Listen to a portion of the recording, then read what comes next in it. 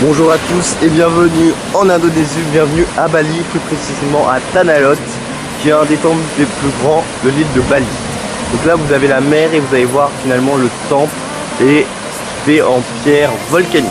Voilà, donc je vous amène dans quelques instants, à toutes.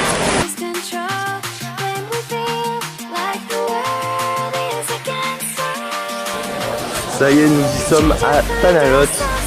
C'est un temple qui est situé pas très loin de Denpasar, qui est finalement la ville où vous arrivez à l'aéroport. Et donc c'est vraiment à côté de la mer, comme vous pouvez le voir. Malheureusement, il vaut mieux pas trop se baigner ici car c'est assez rocheux. L'endroit le mieux pour se baigner, c'est Kuta Beach, là où tous les Australiens vont. C'est des endroits un peu comme ça qu'il faut privilégier pour se baigner. Donc là vous allez voir, c'est vraiment un temple vraiment à côté de l'eau et fait en pierre volcanique.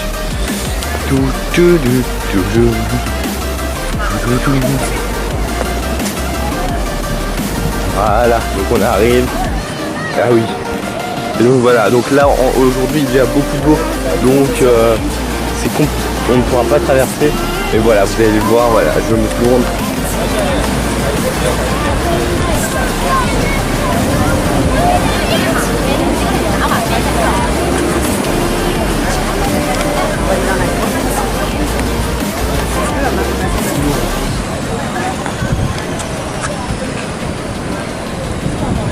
Voilà, donc ça c'est Tanah Lot et vraiment voilà, de part et d'autre vous voyez, il y a de l'eau, exclusivement que de l'eau, c'est la mer.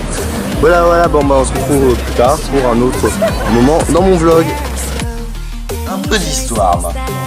Tanah Lot serait l'œuvre de Nirata, un prêtre du 15e siècle. La légende raconte qu'au cours d'un voyage, il aurait découvert ce magnifique îlot rocheux et s'y serait installé. Des pêcheurs le voyant lui auraient apporté des présents. Après y avoir passé la nuit, Nirata aurait jugé cet endroit propice à l'adoration du dieu de la mer et aurait alors demandé aux pêcheurs de construire un sanctuaire. Le temple de Tanah Lot ainsi construit devint une référence à la mythologie balinaise. C'est un des 7 temples de la mer de Bali. Ces 7 temples sont construits le long de la côte, de telle sorte qu'on puisse toujours apercevoir le prochain depuis le précédent. Ils sont tous de style hindouiste. Au pied de l'îlot rocheux, les serpents marins sont censés préserver le temple des mauvais esprits et des envahisseurs. Selon la légende, un serpent géant créé avec les chars de Nirata protégerait le temple. Il faut savoir que dans la culture asiatique, les serpents mais également les dragons sont extrêmement importants. Ils sont signes de bonne chance et de force et de vigueur. C'est d'ailleurs dans le calendrier chinois le signe astrologique le plus important.